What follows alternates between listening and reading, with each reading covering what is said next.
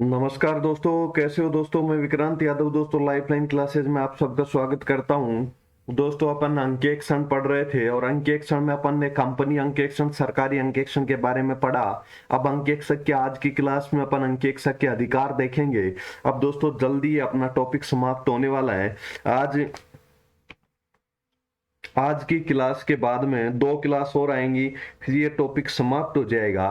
फिर इसके बाद अपना एक छोटा सा टॉपिक और बचेगा, अंकेक्षण ऑडिट रिपोर्ट, अंकेक्षण रिपोर्ट और अंकेक्षण प्रमाण पत्र, ऑडिट सर्टिफिकेट के संबंध में अपना एक छोटा सा टॉपिक बचेगा। इसके बाद में इसकी दो क्लासें बची हैं। फिर इसके बाद जैसे ही इसकी दो क्लासें कंप्लीट होंगी, कल कल और परसों, हो सकता है मैं आज भी शाम को समय मिले तो लेके आ जाऊं, लेकिन मैं पहले आपकी रणनीति की क्लास लाने के मूड में हूं। तो दोस्तों समय मिलेगा तो रणनीति की क्लास लेके आऊंगा, लेकिन इसकी दो क्लासें बची हैं अपने इस टॉपिक की। फिर इसके बाद में अपना मात्र एक टॉपिक बचेगा, और वो भी इतना बड़ा टॉपिक नहीं है जितना बड़ा ये था। इससे आधा टॉपिक है, आधा समय लगेगा। तो दोस्तों अब अपन एक एक पॉइंट को समझते हैं। अंकेक्षक के अधिकार।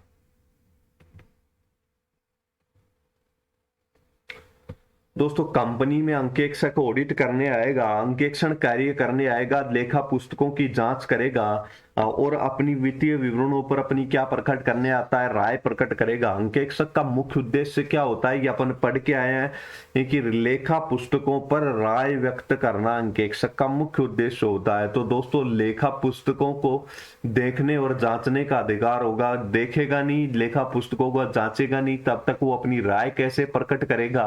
और अंकेक्षक का मुख्य उद्देश्य राय प्रकट करना होता है। तो दोस्तों कंपनी की लेखा पुस्तकें देखने और जांचने का अंकेक्षक का क्या होता है, अधिकार होता है।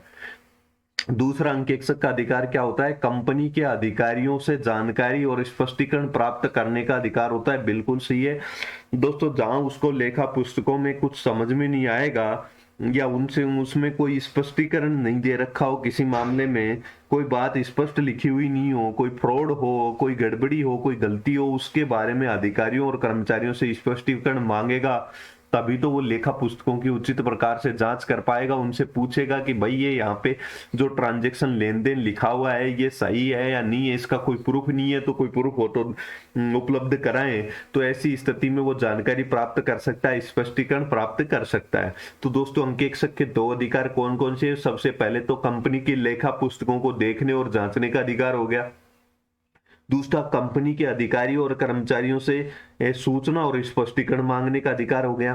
तीसरा अधिकार होता है दोस्तों ग्रहणा अधिकार। ये ग्रहणा अधिकार होता क्या है दोस्तों, ये होता है एक व्यक्ति जब कोई दूसरे व्यक्ति की संपत्ति तब तक रोके रख सकता है जब को उसका पारिश्रमिक नहीं मिले। ग्रहणा अधिकार क्या होता है, आपको सबसे पहले ये शब्द का अर्थ समझना है दोस्तों। एक व्यक्ति, कोई मान लीजिए आपने, आपके पास एक कार है और आपने कहीं पे कार रिपेयर करवाई, तो दोस्तों अननोन व्यक्ति है, आप उस व्यक्ति को जानते नहीं है जिससे आपने कार रिपेयर करवाई है। तो दोस्तों वो आपको आपको आपकी कार रिपेयर करके सही करके और वापस आपको सौंपने से पहले दोस्तों अपना क्या मांगेगा, पारिश्रमिक मांगेगा, अपना मेहनताना मांगेगा। और पारिश्रमिक और मेहनताना मांगेगा तो दोस्तों वो जब तक आपको कार नहीं देगा, जब तक आप उसको पारिश्रमिक और मेहनताना नहीं दे देते। तो दोस्तों ऐसी स्थिति होती है, कहीं पे भी आप कोई काम करवाएंगे किसी व्यक्ति से, तो उसको उसका पारिश्रमिक जब तक नहीं मिलेगा तब तक वो आपकी संपत्ति नहीं सौंपेगा। तो कार आपकी संपत्ति हुई। तो दोस्तों इस प्रकार से दोस्तों ग्रहण अधिकार क्या होता है, जब तक किसी एक व्यक्ति द्वारा दूसरी व्यक्ति की संपत्ति पर अधिकार बनाए रखना जब तक कि उसको पारिश्रमिक ना मिल जाए, ये होता है ग्रहण अधिकार। अब दोस्तों दो प्रकार का होता है ग्रहण अधिकार। कितने प्रकार का होता है ग्रहण अधिकार? दो प्रकार का। सामान्य ग्रहण अधिकार, सभी संपत्तियों को रोकने रखने का अधिकार है। अब दोस्तों ये सामान्य ग्रहण अधिकार क्या हो गया? सामान्य ग्रहण अधिकार ये हो गया कि इसमें जितनी भी संपत्तियां किसी व्यक्ति के पास है उसका पारिश्रमिक नहीं मिलने पर वो सभी को रोक के रख सकता है। तो ये हो गया सामान्य ग्रहण अधिकार। दोस्तों सामान्य ग्रहण अधिकार में सभी संपत्तियों को रोक के रख सकता है। अब मान लीजिए आपकी, मान लीजिए आपके पास आपका मोबाइल रिपेयर कराने के लिए आप लेके गए, और दोस्तों मोबाइल रिपेयर वाली दुकान वाले को आपने मोबाइल दे दिया, उसने आपका मोबाइल रिपेयर भी कर दिया, लेकिन आपने उसमें से सिम कार्ड नहीं निकाला, मेमोरी कार्ड नहीं निकाला। तो दोस्तों ऐसी स्थिति में जैसे वो रिपेयर करके आपसे पारिश्रमिक मांगेगा, तो दोस्तों आपके पास अगर पारिश्रमिक नहीं है तो वो आपके मोबाइल को रख सकता है, सिम को भी रख सकता है। ये सामान्य ग्रहणाधिकार में वो संपूर्ण संपत्तियों पर अधिकार रहेगा जब तक आप उसका पेमेंट नहीं करोगे जो उसके पास पहुंच गई आपकी। ये तो होता है सामान्य ग्रहणाधिकार। अब हो गया विशेष ग्रहणाधिकार। विशेष ग्रहणाधिकार में केवल वही संपत्ति रखने का अधिकार होता है जिस पर काम किया है। आपने कहीं पे कार को रिपेयर करवाया या मोबाइल को रिपेयर कराया तो आपके मोबाइल पर अधिकार है, ना कि आपके सिम कार्ड पर। इसी प्रकार से आपने गाड़ी को मान लीजिए टायर एक स्टेपनी ठीक करवाई, मान लीजिए आप गाड़ी के अंतर्गत एक टायर रख के ले गए जो आपके पास एक्स्ट्रा थे, और उसको आपका टायर को पंचर मिटवाया, आपने ठीक करवाया, उसके बाद में दोस्तों आपको वो टायर, आपकी गाड़ी लेने का अधिकार नहीं होगा। विशेषाधिकार में जिस संपत्ति पर उसने काम किया है ना वही लेने का अधिकार होगा, तो ये विशेषाधिकार हो गया। तो दोस्तों अंकेक्षक को कौन सा अधिकार प्राप्त होता है? अंकेक्षक को दोस्तों विशेषाधिकार प्राप्त होता है। अंकेक्षक को कौन सा अधिकार प्राप्त होता है? विशेषाधिकार प्राप्त होता है। लेकिन इस विशेषाधिकार के लिए 3 शर्तें हैं। कौन कौन सी शर्तें पूरी करनी होगी? अंकेक्षक ने अपना कार्य पूरा कर चुका, उसने कार्य कंप्लीट कर लिया, तब उसको विशेषाधिकार होगी। उसकी फीस बकाया होनी चाहिए और नियोक्ता से वैधानिक तरीके से बुक्स ऑफ अकाउंट्स प्राप्त किए हो, और वे लेखा पुस्तकें बुक्स अकाउंट से केवल नियोक्ता के व्यवसाय से संबंधित होनी चाहिए। तो दोस्तों ये 3 चीजें होने पर ही विशेषाधिकार प्राप्त होगा। अब अपन इन दोनों स्लाइड का रिवीजन करेंगे, साथ साथ दिमाग में रिवीजन करते हुए चलना, अभी याद हो जाएगा आपको। अंकेक्षक के अधिकार कौन से? सबसे पहले तो कंपनी की लेखा पुस्तकों को देखने और जांचने का अधिकार होगा, क्योंकि जब तक ऑडिटर लेखा पुस्तकों को देखेगा नहीं, जांचेगा नहीं, तो उस पर अपनी राय प्रकट कैसे करेगा? और अंकेक्षक का मुख्य उद्देश्य, अंकेक्षण कार्य का मुख्य उद्देश्य क्या होता है? राय प्रकट करना। अब कंपनी के अधिकारियों से जानकारी और स्पष्टीकरण प्राप्त करेगा। भाई उसमें कोई लेन देन दे रखा है, उसके बारे में कोई प्रूफ नहीं मिल रहा, कोई सबूत नहीं मिल रहा, तो उसके बारे में जानकारी प्राप्त करेगा, तो जानकारी और स्पष्टीकरण प्राप्त कर सकता है। तीसरा ग्रहण अधिकार क्या होता है?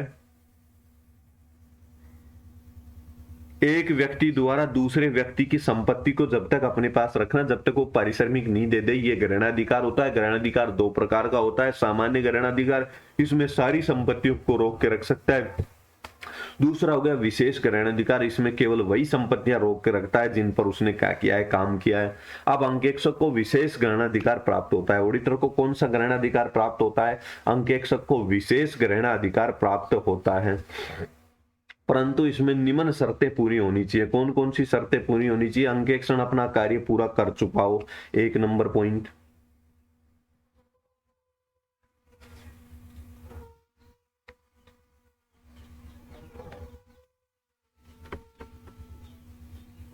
परंतु इसमें निम्न शर्तें पूरी होनी चाहिए। कौन सी शर्तें पूरी होनी चाहिए? तो दोस्तों अंकेक्षण अपना कार्य पूरा कर चुका हुआ होना चाहिए, उसकी फीस बकाया नहीं हो, सॉरी उसकी फीस बकाया होनी चाहिए, तभी तो वो संपत्ति को रोक के रखेगा।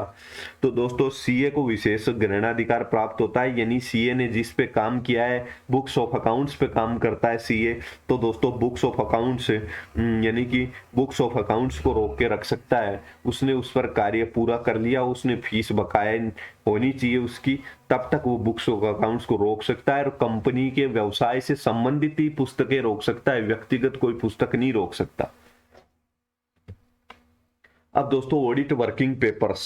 दोस्तों ऑडिट वर्किंग पेपर अपन ने पहले भी मैंने आपको बताया था। ऑडिट वर्किंग पेपर क्या होते हैं? एक तरह से रफ पेपर होते हैं जो कि अंकेक्षक अंकेक्षण कार्य करते समय नोट करता है, जिनमें महत्वपूर्ण बातें नोट करता है याद रखने के लिए।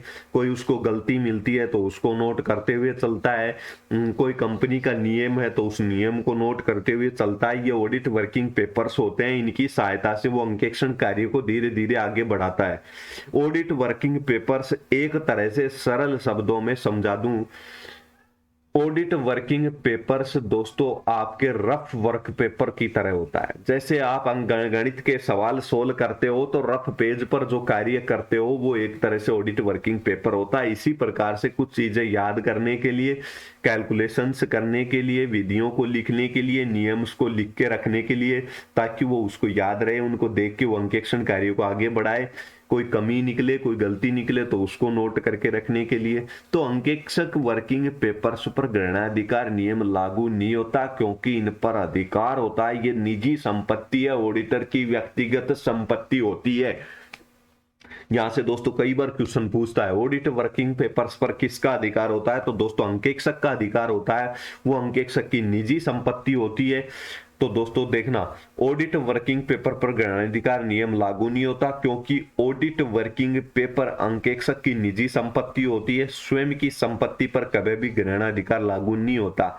अब दोस्तों नोट, ऑडिट वर्किंग पेपर यदि कंपनी द्वारा भी उपलब्ध कराए हो तो भी अंकेक्षक की संपत्ति माने जाते हैं। ये account audit standard of auditing 230 में स्पष्ट शब्दों में कहा गया है कि ऑडिट वर्किंग पेपर अगर रफ कार्य अगर कंपनी द्वारा करके दिया गया है, कंपनी द्वारा उपलब्ध कराए जाते हैं नियम कंपनी में कि ये नियम है, हमने ये विधियां प्रयोग की है लेखांकन में, तो दोस्तों ये सब चीजें जो कंपनी ने, जैसे कंपनी का एओए एमओए उनकी नियमावली होती है, आंतरिक नियम होते हैं, बाह्य नियम होते हैं, वो उपलब्ध कराती है कंपनी, वो वर्किंग पेपर्स होते हैं, तो वो चाहे कंपनी ने उपलब्ध कराए हो चाहे उसने ऑडिटर ने खुद तैयार किए हो, सब प्रकार के ऑडिट वर्किंग पेपर अंकेक्षक की संपत्ति होते हैं।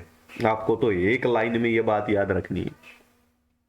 एक अंकेक्षक को अपने ऑडिट वर्किंग पेपर 7 वर्ष तक सुरक्षित रखने होते हैं। कितने वर्ष तक सुरक्षित रखने होते हैं? 7 वर्ष तक सुरक्षित रखने होते हैं।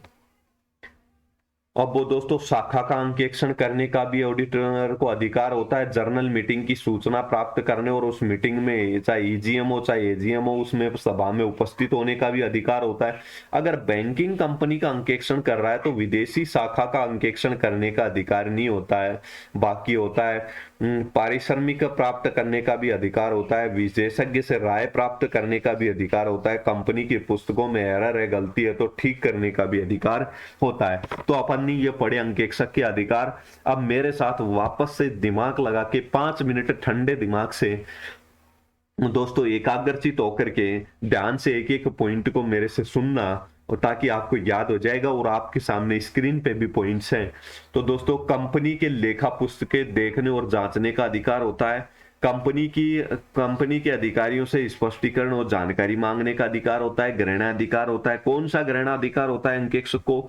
दोस्तों ये मैंने अंडरलाइन भी किया है, अंकेक्षक को विशेष ग्रहणाधिकार प्राप्त होता है। विशेष ग्रहणाधिकार क्या होता है? जिस संपत्ति पर कार्य किया है केवल उसी संपत्ति को रोक के रख सकता है, परंतु इसमें निम्नलिखित शर्तें पूरी होनी चाहिए। कौन कौन सी? अंकेक्षण अपना कार्य पूरा कर चुका होना चाहिए, उसकी फीस बकाया होनी चाहिए, और लेखा पुस्तकें कंपनी से संबंधित होनी चाहिए, व्यवसाय से संबंधित होनी चाहिए, तभी इसको विशेष ग्रहणाधिकार प्राप्त होगा।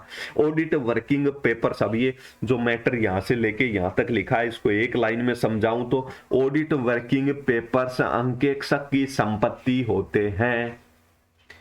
ऑडिट वर्किंग पेपर्स को 7 वर्ष तक सुरक्षित रखना होता है। शाखा अंकेक्षण करने का भी अधिकार होता है, लेकिन अगर बैंकिंग कंपनी का अंकेक्षण कर रहा है और बैंकिंग कंपनी की, तो आपको पता है विदेशों में भी शाखाएं होती हैं बैंकों की, तो विदेशी शाखा का अंकेक्षण करने का अधिकार नहीं होता। पारिश्रमिक प्राप्त करने का भी अधिकार होता है उसको, विशेषज्ञ से राय लेने का भी अधिकार होता है, और कोई अगर लेखों में उसको गलती मिलती है, दोस्तों फ्रॉड की बात नहीं कर रहा, फ्रॉड होता है जानबूझकर किया जाता है, अपन ये चीजें पहले डिटेल में समझ के आए, और एरर होता है, गलती होती है, वो अनजाने में हो जाती है। तो दोस्तों गलती को ठीक करने का भी अंकेक्षक का अधिकार होता है। ये अपन ने अंकेक्षक के अधिकार पढ़े। अब आप एक एक पेज का स्क्रीनशॉट ले सकते हैं, मैं आपके लिए अभी स्लाइड उपलब्ध करा रहा हूं।